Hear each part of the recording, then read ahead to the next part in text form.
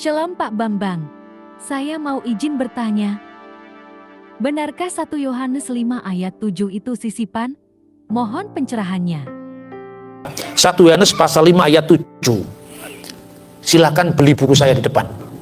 Nah, itu dibahas Answering the Misunderstanding jilid 2 itu. Saya bahas itu. Jadi begini saudara-saudara. Ini memang kalau dalam studi kitab suci ada yang namanya textual criticism.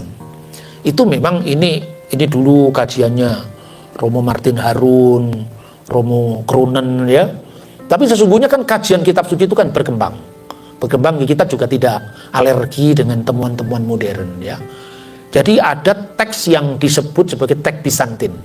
Teks ini adalah teks yang sifatnya naskah yang paling menyebar di barat. Jadi hampir semua gereja mengenal teks itu. Tapi teks Bizantin itu bukan standar kanonisasi. Sebab yang dikanonkan itu nama-nama kitabnya. Tapi teks mana yang dipakai itu ada banyak ragamnya. Nah, 1 Yohanes pasal 5 ayat 7 itu tidak ditemukan dalam misalnya Codex Sinaiticus, Codex Vaticanus, yang itu temuan terbaru setelah Tischendorf menemukan itu di awal abad 19. Akibatnya teks liturgis yang dikenal dengan teks Bizantin ini secara khusus dipakai oleh kepatriakan gereja ortodok Yunani di Konstantinopel, yang kemudian pada tahun 1500-an itu diambil alih sebagai Textus Receptus, teks yang diterima oleh namanya Stefanus, dan itulah yang kemudian dijadikan dasar penerjemahan Alkitab edisi Protestan yang disebut King James Version. Tapi saudara-saudara, ajaran Tritunggal tidak hanya tergantung dengan satu ayat ini, itu satu ya. Jadi jangan kemudian GR, ini kan ayat ini dipakai oleh orang-orang yang mau menyerang iman Kristiani. Ini Tritunggal runtuh karena ayat ini adalah ayat sisipan. Nah, kata sisipan ini pun harus dimaknai dengan hati-hati. Sisipan itu bukan sekedarnya disisipkan, bukan hanya itu.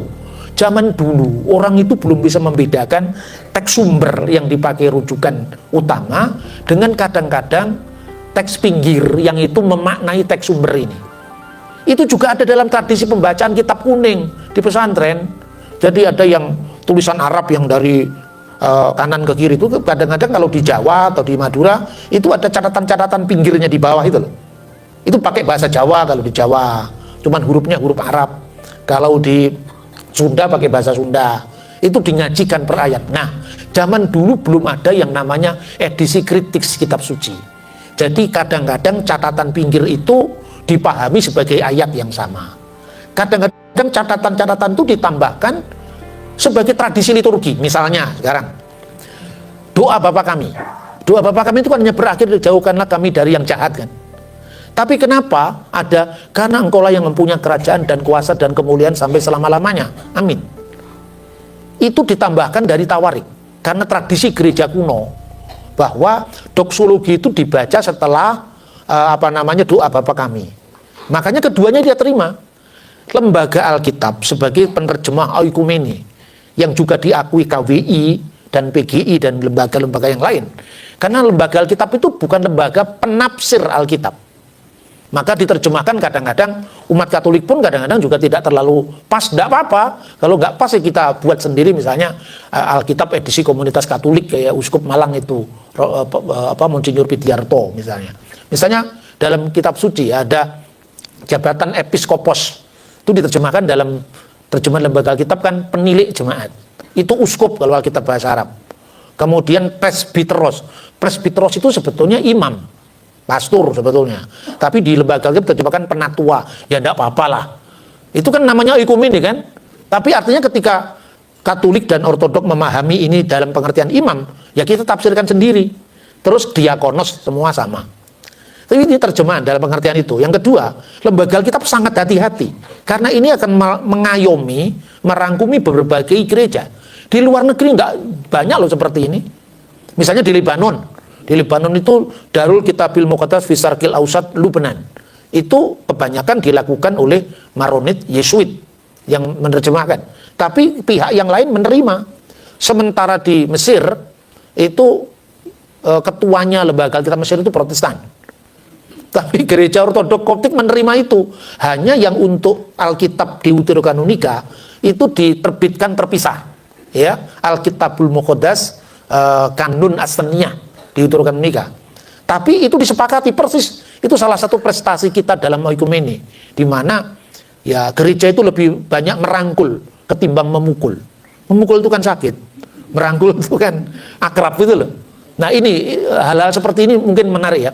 Dalam doa Bapa kami itu dikasih tanda kurung, kurungnya kurung persegi, bukan kurung begini.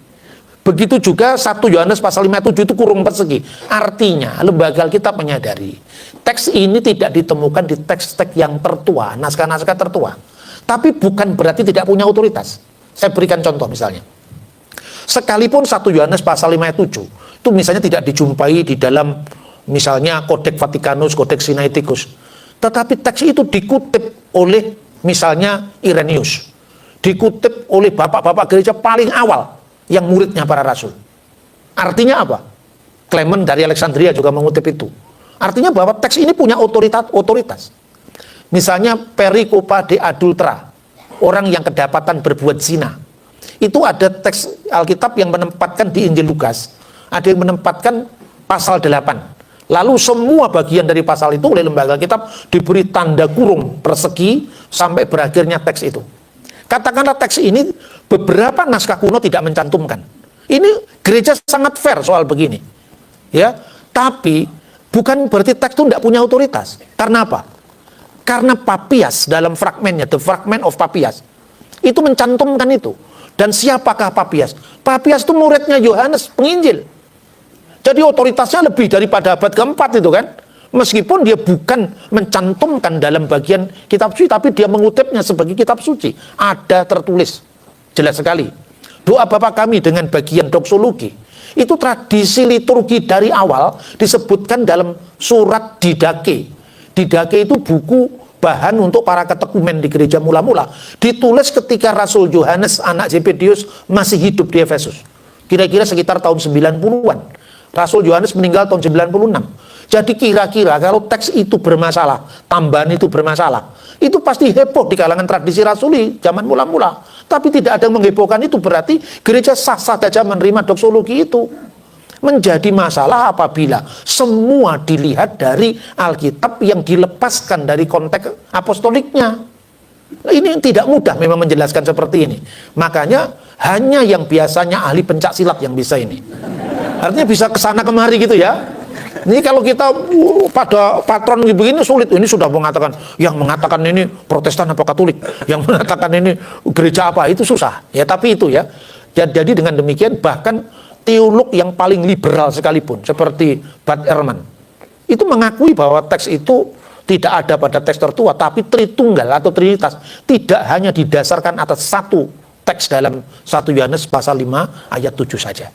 Semoga mencerahkan. Terima kasih. Oke Pak Bambang, penjelasan Anda sangat mencerahkan dan menguatkan iman kami. Terima kasih, Tuhan Yesus memberkati.